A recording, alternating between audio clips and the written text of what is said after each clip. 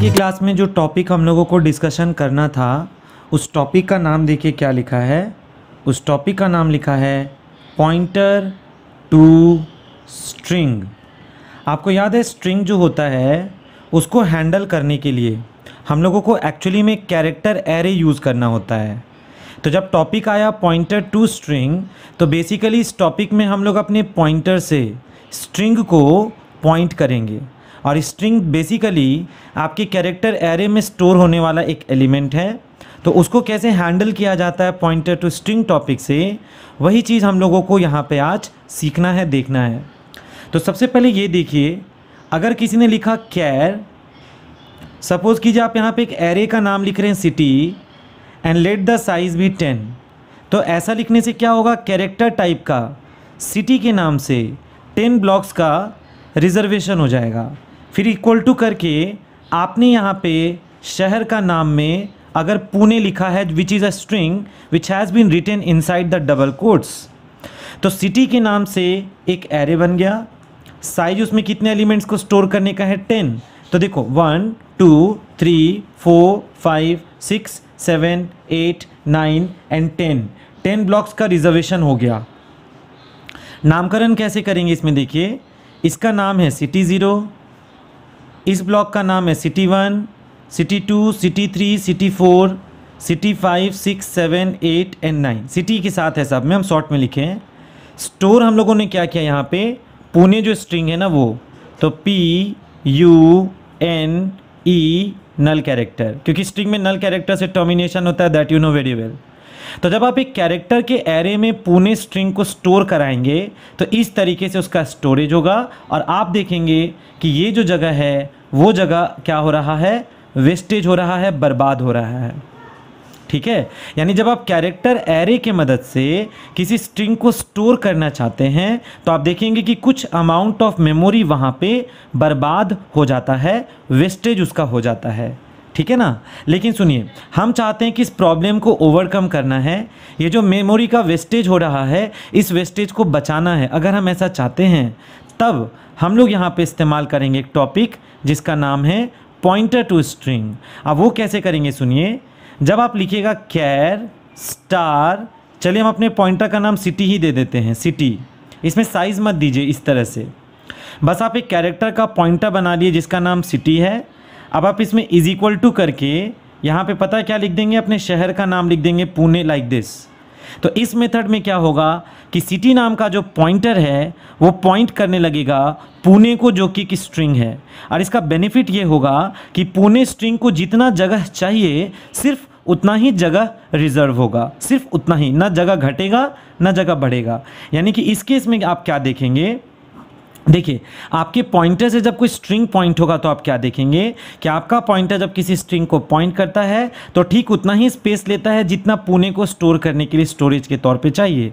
यानी कि PUNE और नल कैरेक्टर, इसमें पहले से घर बना बना के नहीं बैठेगा जैसा एरे में हो जाता था।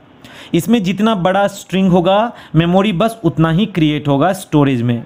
और इसको पॉइंट कौन करने लग गया, सिटी नाम का पॉइंटर। सुनिए, अगर इस स्ट्रिंग को सिटी नाम का पॉइंटर पॉइंट करने लग जाएगा तो कहानी कुछ ऐसा होगा कि city has started pointing to the base address. ठीक है ना। और आपको रूल याद है, जब एक पॉइंटर एक इस तरह के एरे जैसे चीज़ को पॉइंट करता है तो ये पॉइंटर उस एरे का नाम ही बन जाता है। यानी कि अब आप इस घर को बोल सकते हैं क्या, सिटी 0, इस घर को बोल सकते हैं क्या, सिटी 1, सिटी 2, सिटी 3, सिटी 4, खुद ही से बोल सकते हैं। तो ये देखो पॉइंटर जब एक स्ट्रिंग को पॉइंट किया तो इसमें अच्छा बात ये है कि मेमोरी साइज़ पहले से हम लोग नहीं बताए थे, जितना बड़ा स्ट्रिंग है मेमोरी उतना ही क्रिएट हुआ। इसमें मेमोरी वेस्टेज का कोई रिस्क फैक्टर नहीं है यहाँ। ऊपर से जब एक पॉइंटर एक स्ट्रिंग को पॉइंट करने लगता है तो आप क्या देखेंगे वहाँ पे कि इसमें पॉइंटर स्ट्रिंग को पॉइंट करके ये पॉइंटर उस एरे का नाम ही बन जाता है। यानी इसका नाम automatically city 0, city 1, city 2, city 3 करके उसको रिप्रेजेंट हम लोग कर सकते हैं। अब एक बात देखिए, अब अगर कोई यहाँ पे लिखता है सी आउट, ठीक है, सुनिए पॉइंटर का नाम मेरा सिटी है, अगर कोई पॉइंटर का नाम सिटी लिख देता है यहाँ पे, तो पता इसमें डी रेफरेंस करने का भी ज़रूरत नहीं है। यानी जब आपका पॉइंटर एक स्ट्रिंग को पॉइंट करता है और जब आप सी आउट में जाके सिर्फ अपने पॉइंटर का नाम यानी कि सिटी लिख देंगे, तो पता आपकी स्क्रीन पे आउटपुट क्या आ जाएगा? आपके स्क्रीन पे जो आउटपुट है वो आ जाएगा पुणे। यानी जैसे ही सी आउट में सिटी लिखोगे तो city was a pointer, it was pointing to the string Pune. तो सी आउट में सिटी करोगे तो you will get the output as Pune itself. Okay, कितना आसान है देखो। एक पॉइंटर से स्ट्रिंग को कनेक्ट कर लो, जितना जगह चाहिए सिर्फ उतना ही बुक होगा, ना जगह एक्स्ट्रा बना के जगह बर्बाद करेगा, ना ही जगह घटेगा, एकदम परफेक्ट मेमोरी यूटिलाइज होगा।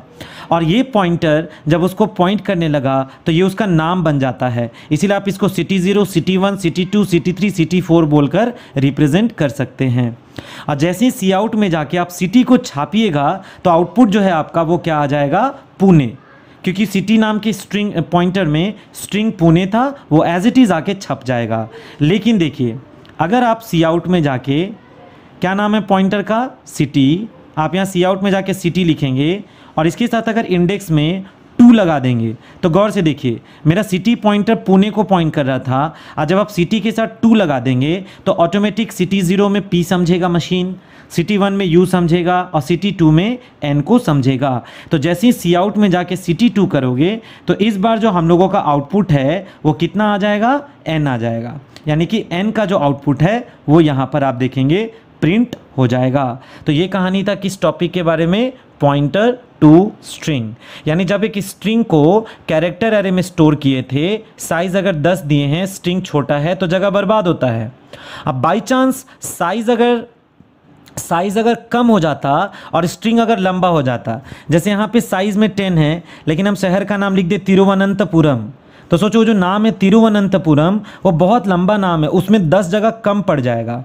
तो देखिए, अगर आप जगह 10 दिए हैं इसका मतलब आप उसको फिक्स कर दिए हैं। छोटा नाम दे रहे हैं तो जगह बच रहा है, मेमोरी वेस्ट हो रहा है। अब बड़ा नाम दे देंगे हद से ज़्यादा तो आप देखेंगे कि जगह आपका घट जाएगा, जगह आपका वहाँ पे घट जाएगा, स्टोरेज नहीं मिल पाएगा। तो इस प्रॉब्लम को ओवरकम करने के लिए हम लोग पॉइंटर टू स्ट्रिंग का किस्सा देखते हैं।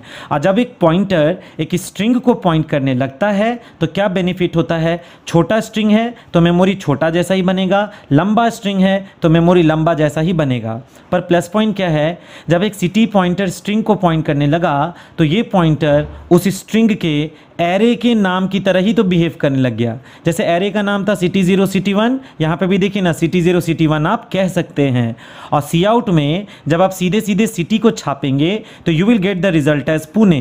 और सी आउट में जब आप सिटी के साथ कोई पोजीशन लगाते हैं तो पोजीशन 2, जैसे पोजीशन 0 पे P है, 1 पे U है, 2 पे N है, तो you will get the output as N। तो ये था कहानी पॉइंटर टू स्ट्रिंग के बारे में, जो बहुत ईजी है। इसमें बेनिफिट क्या है कि आपको साइज़ का किट से आपको छुटकारा मिल जाता है और आप इसको ईजिली हैंडल कर सकते हैं। तो इस वीडियो में इतना ही। नेक्स्ट वीडियो में अभी हम बताएंगे कि पॉइंटर से, अभी तो एक स्ट्रिंग हैंडल किए ना आप, अगर पॉइंटर से ज़्यादा स्ट्रिंग्स होगा, जैसे आपको शहर का नाम ज़्यादा बढ़ा के कोई दे दे, तो वो कैसे टैकल करना है। वीडियो में अब हम लोग ये डिस्कशन करेंगे कि अगर एक मतलब मल्टीपल स्ट्रिंग्स गिवन हैं तो उसको पॉइंटर्स किस प्रकार हैंडल कर सकता है, जिसको कि 2D एरे के मदद से हम लोग उसको मैनेज ठीक से नहीं कर पाते थे। पहले तो एक बात आप देखिए, अगर सपोज़ कीजिए लिखा जाए कैर, अब मेरे एरे का नाम सपोज़ कीजिए क्या है सिटी, और हम इसका रो का साइज़ 4 दिए और कॉलम का साइज़ सपोज़ कीजिए 10 दिए, तो हम एक 2 डायमेंशनल कैरेक्टर का एरे बना रहे हैं जिसका रो का साइज़ 4 है और कॉलम का साइज़ कितना गिवन है 10। यानी ये 2 डायमेंशनल कैरेक्टर एरे है। क्यों ले रहे हैं 2 डायमेंशनल कैरेक्टर एरे? उसका रीज़न देखिए, हम यहाँ ब्रेस ओपन किए और इन्वर्टेड कॉमा में हम देखिए यहाँ पे कुछ शहरों का नाम एंटर कर रहे हैं। जैसे हम पहले शहर का नाम रांची दिए, उसके बाद लिख दिए पुणे, उसके बाद हम लिख दिए बेंगलोर, बेंगलुरु जो भी नाम है बेंगलोर, कॉमा, और यहाँ पे हम एक शहर का नाम सपोज़ कीजिए क्या लिख रहे हैं, Patna, bracket close, inverted comma, bracket close, then terminator. एक बात बताओ, पिछले एग्जाम्पल में आपने एक वर्ड को हैंडल करना था तो आप एक कैरेक्टर का 1 डायमेंशनल एरे लिए थे और उसको सलटने के लिए फिर आप एक पॉइंटर से काम चला लिए थे। पर इस बार क्या है देखिए, इस बार आपके पास मल्टीपल नेम्स मौजूद हैं।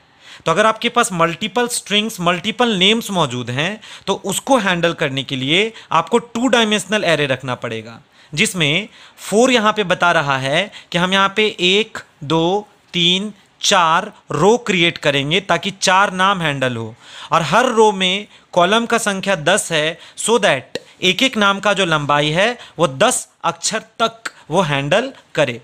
तो पहले देखो सिटी 410 करने से क्या हो गया, सिटी 410 करने से क्या हो गया, देखिए सिटी के नाम से एक 2 डायमेंशनल एरे बन गया।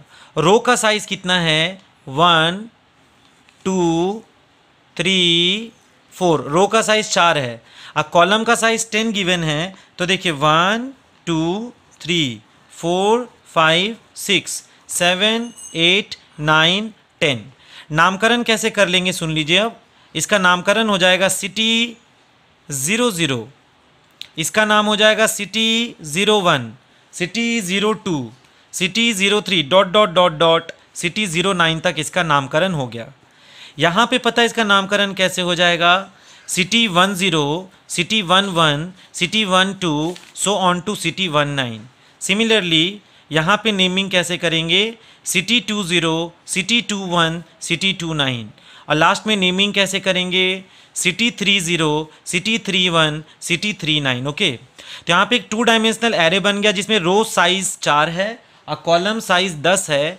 तो देखो पहला स्ट्रिंग जो रांची है ना, पहला स्ट्रिंग जो रांची है ना, वो ऑटोमेटिकली रो नंबर 0 में समा जाएगा, कुछ ऐसे RANCHI और एक नल कैरेक्टर यहाँ आ गया। अगला वर्ड कौन है, Pune, this will be assigned to row number 1, so here we will get Pune in this way. अगले शहर का नाम कौन है, बैंगलोर, तो यहाँ पे देखिए कौन आ गया, BANGALORE नल कैरेक्टर। बैंगलोर का नाम लंबा था, वो पूरा का पूरा 10 ब्लॉक्स कैप्चर कर लिया। और आखिरी शहर का नाम क्या है, पटना, तो PATNA नल कैरेक्टर। अब एक बात बताइए, शहर का नाम एक लेंथ का तो होना गारंटी तो है नहीं, कोई शहर का नाम छोटा होता है, कोई शहर का नाम बड़ा होता है, कोई बहुत बड़ा होता है, जैसे तिरुवनंतपुरम, विशाखापट्टनम, तिरुचिरापल्ली तो वो सब बड़ा बड़ा नाम है। तो सुनिए, जो सबसे लंबा नाम इस एग्जाम्पल में बैंगलोर था, उसको टिकने के लिए 10 जगह का ज़रूरत था। देखिए बैंगलोर को टिकने के लिए 10 तो ब्लॉक्स का ज़रूरत था, तो हम कॉलम का साइज 10 किए थे। तो सोचो अगर कॉलम का साइज 10 हम अलॉट कर रहे हैं तो चारों रो को ना 10-10 कॉलम मिला। देखिए 10 कॉलम 10 कॉलम 10 कॉलम 10 कॉलम चारों रो में सौंपा गया। तो इसमें क्या दिक्कत है, जो नाम बड़ा है उसमें तो पूरा जगह वो यूज़ कर लेगा, पर जो नाम छोटा है उसमें देखिए कितना सारा जगह का वेस्टेज देखने को मिल रहा है। यहाँ पे मेमोरी वेस्ट हो रहा है, यहाँ पे मेमोरी वेस्ट हो रहा है। तो आप यहाँ पे देख रहे हैं कि मेमोरी का वेस्टेज यहाँ बहुत ज़्यादा मात्रा में है, क्योंकि शहर का नाम अपने हाथ में तो है नहीं कि बैंगलोर को काट के छोटा बांगा कर देंगे, रांची को करके RANC कर लेंगे, ये तो कर नहीं सकते कि इसका 4 अक्षर है तो सबको 4 अक्षर का कर ले। शहर का नाम अपने वश में थोड़ी है कि आप काट के छोटा कर देंगे। तो क्या होगा कि आपको ऐसा तरीका ढूंढ निकालना होगा कि ये जो प्रॉब्लम क्रिएट कर रहा है कैरेक्टर का 2 डायमेंशनल एरे में स्ट्रिंग्स को स्टोर करने का, जो यहाँ प्रॉब्लम क्रिएट कर रहा है, ये प्रॉब्लम कम से कम हम लोगों का सॉल्व हो जाए, ये प्रॉब्लम से हम लोगों को छुटकारा मिल जाए। इसका कोई तरीका ढूंढना होगा। तो इसका तरीका यही है कि इसको फ्लेक्सिबल करने के लिए पॉइंटर्स इस्तेमाल करना होगा। तो इसमें पॉइंटर्स कैसे इस्तेमाल करेंगे वो सुनिए।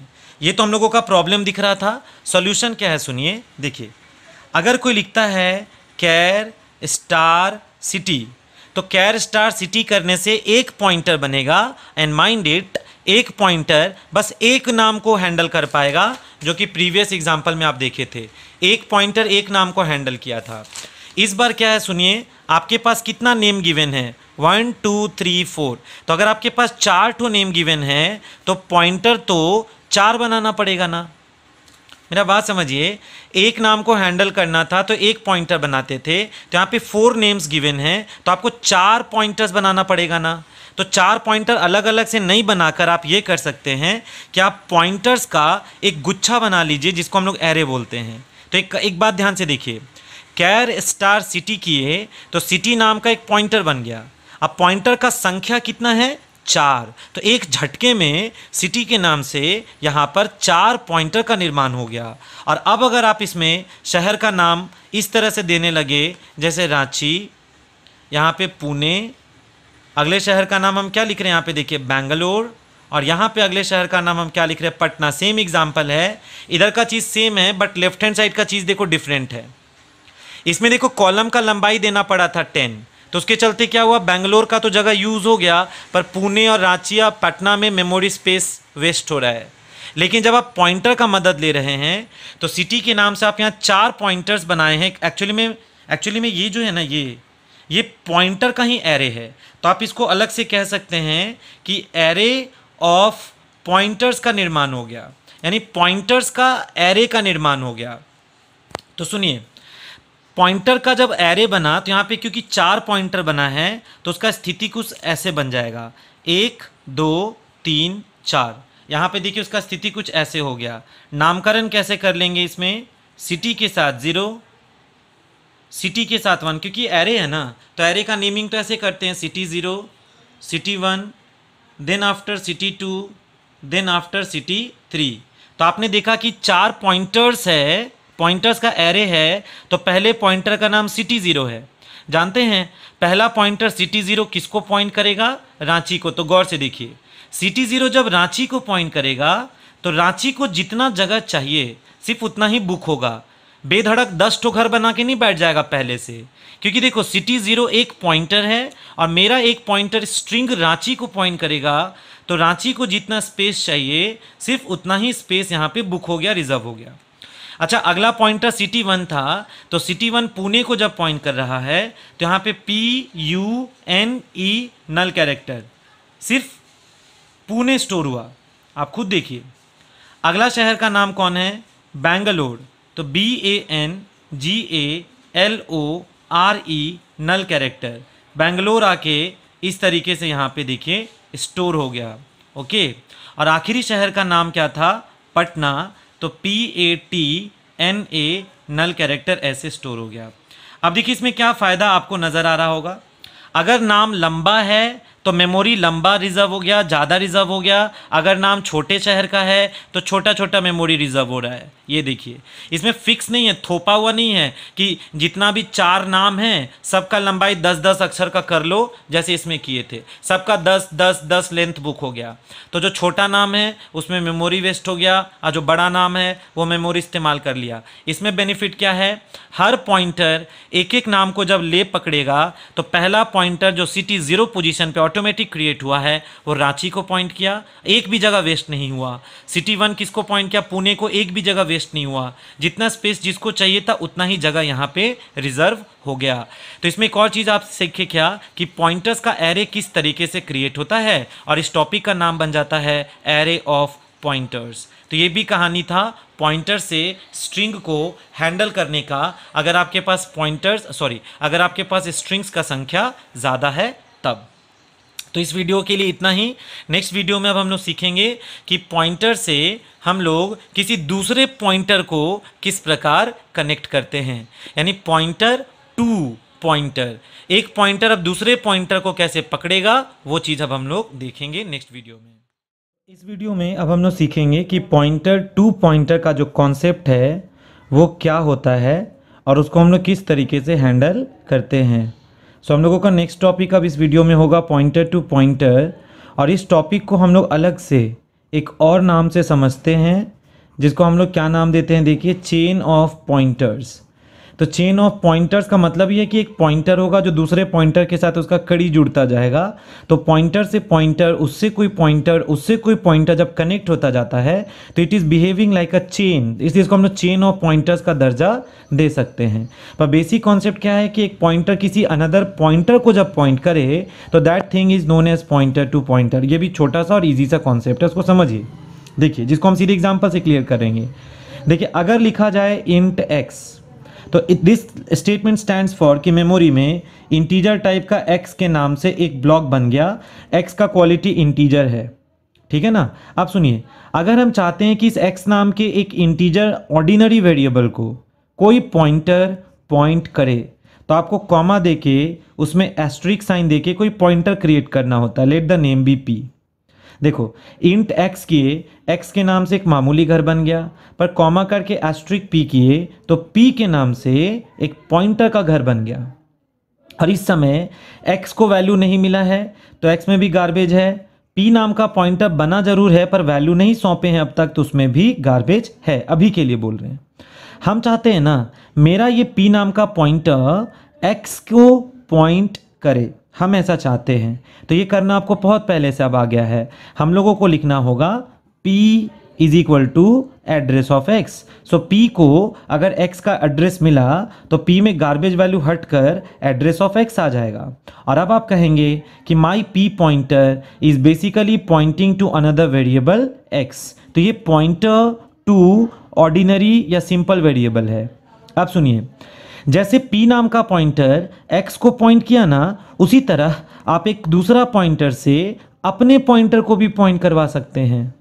फिर से सुनिए, जैसे x एक मामूली घर है, आप कॉमा स्टार p किए तो ये पॉइंटर है। तो जब p is equal to address of x करोगे तो आपका पॉइंटर x को पॉइंट करने लगा। सिमिलरली अगर हम इसमें कॉमा करके यहाँ डबल एस्ट्रिक किए, ध्यान से देखो, डबल एस्ट्रिक करके अगर q लिखेंगे तो this is called as pointer to another pointer. जैसे ये पॉइंटर इससे एक लेवल ऊपर उठ रहा है तो इसमें एक एस्ट्रिक है, तो इसको पॉइंट करवाना है तो जो पॉइंटर बनाएंगे उसमें डबल एस्ट्रिक होगा। और इसको अगर पॉइंट कराना है तो अगला जो पॉइंटर बनाएंगे उसमें ट्रिपल एस्ट्रिक होगा, लाइक दिस। उसमें 3 स्टार फिर लग जाएगा ऐसे। तो आपको जितना ऊपर लेवल पे जाना है आप एस्ट्रिक्स बढ़ाते जाइए, आप पॉइंटर से नीचे वाले को पॉइंट कराते जाइए। तो इसी का नाम चेन ऑफ पॉइंटर्स होता है। तो पहले सुनिए, एक्स नाम का घर बना, ये मामूली घर है, स्टार पी किए तो वो एक पॉइंटर है। अब पी नाम का पॉइंटर एड्रेस ऑफ एक्स को पॉइंट कर रहा है इस तरह से। अब अगर हम लिखेंगे, मान लीजिए q is equal to address of p, गौर से देखिएगा q में डबल एस्ट्रिक है तो it can point to pointer, it can not point to ordinary variable, mind it. तो अगर आप लिखेंगे q is equal to address of p तो q एक खुद पॉइंटर है, और इसमें अगर एड्रेस ऑफ p आ जाएगा तो q pointer to another pointer बन जाएगा। So this is called as pointer to a pointer, but this q can not directly point to ordinary variable x क्योंकि it is a pointer to another pointer. अब देखो, इसको हम चाहते कोई point करे तो उस पॉइंटर को जब हम बनाएंगे तो ट्रिपल स्टार लगा के बनाएंगे, और इसको पॉइंट करे तो 4 स्टार के साथ, उसको पॉइंट करे तो 5 स्टार के साथ। इसको आप मैनेज कर लीजिए, कोई बहुत टफ नहीं है। अब सुनिए, हम चाहते हैं आर क्यू को पॉइंट करे तो I have to write like this, R is equal to address of Q. तो आर में अगर एड्रेस ऑफ क्यू आ गया तो this will point to Q. See Q is also a pointer, p is also a pointer, पर ये pointer एक मामूली वेरिएबल को पॉइंट किया और ये q एक पॉइंटर को पॉइंट किया, और r किसको पॉइंट किया, पॉइंटर टू पॉइंटर को इस पॉइंटर ने पॉइंट किया। तो देखिए ना, पॉइंटर का एक पूरा चेन जैसा बनता जा रहा है। So this is called as chain of pointers या पॉइंटर टू पॉइंटर। तो ऐसा बहुत कम यूज़ होता है ये सब टॉपिक्स, लेकिन क्या हो सकता है आपके एग्जाम में हो सकता है आउटपुट में कुछ इस तरह का चीज़ दिख जाए तो आप घबरा ना जाएं, इसीलिए सब बताना पड़ रहा है।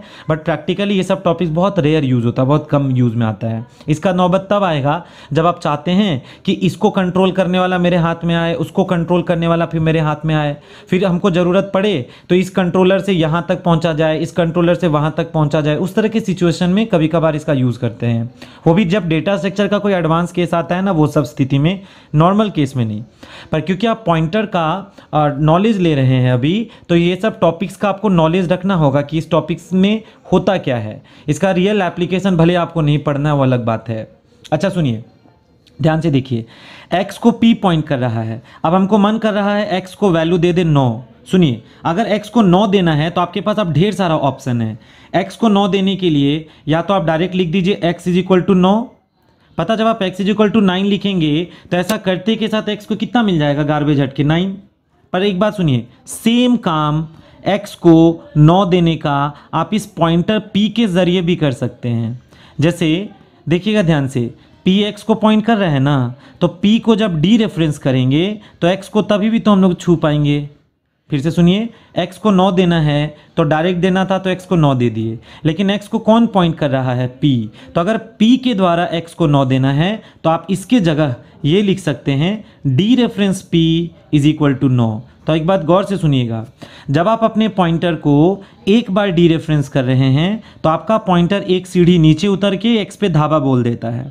तो सोचिए, Q नाम का पॉइंटर P को पॉइंट कर रहा है, P नाम का पॉइंटर X को पॉइंट कर रहा है। तो अगर आप इस सीढ़ी से यहाँ तक पहुँचना चाहते हैं तो इसको 2 बार डीरेफरेंस करना होगा, तो आप X को इस्तेमाल कर सकते हैं। यानी देखिए, जिस X को हम यहाँ बेधड़क छू लिए, पॉइंटर के थ्रू उस X को एक्सेस करना था, छूना था, तो डीरेफरेंस P में 9 लगाए।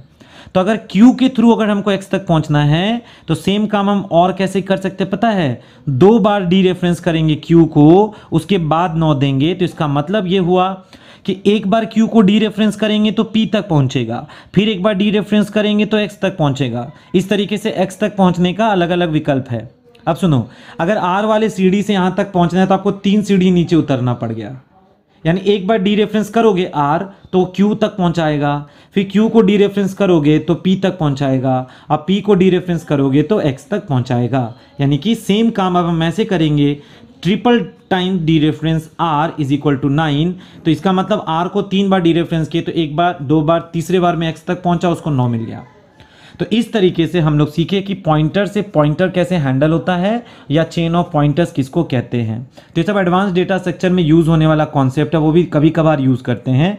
लेकिन ये कॉन्सेप्ट क्या होता है उसको आपको कमांड करना है, क्योंकि हो सकता है इस तरह का चीज़ लिख दे, पूछेगा इससे क्या हुआ, या ऐसा चीज़ लिख दे, बोलेगा एक्स का आउटपुट कितना हुआ। तो इस तरह का कुछ भी एप्लीकेशन पे दे सकता है, वो भी बहुत टफ नहीं था। तो इस वीडियो में बस इतना ही सही था टॉपिक, पॉइंटर टू पॉइंटर या chain of pointers. Next video में हम लोग सीखेंगे कि पॉइंटर के मदद से डायनामिक मेमोरी एलोकेशन कैसे होता है, और उस मेमोरी को जो हम डायनामिकली यानी रन टाइम क्रिएट करेंगे, उसको फ्री कैसे करते हैं, उसको अब हम लोग नेक्स्ट वीडियो में कंटिन्यू करेंगे।